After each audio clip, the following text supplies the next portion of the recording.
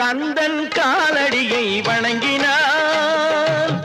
கடவுள்கள் யாவரையும் வணங்குதல் போலே கந்தன் காலடியை வணங்கினான்.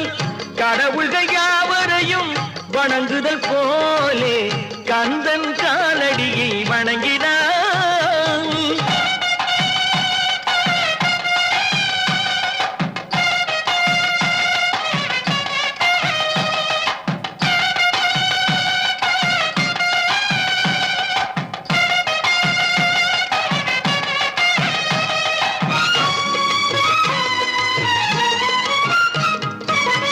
தந்தை பரமனுக்கு சிவகுருநாதன், தாயார் பார்வதியின் சக்திதானே வேலன், சிவசக்திதானே வேலன்.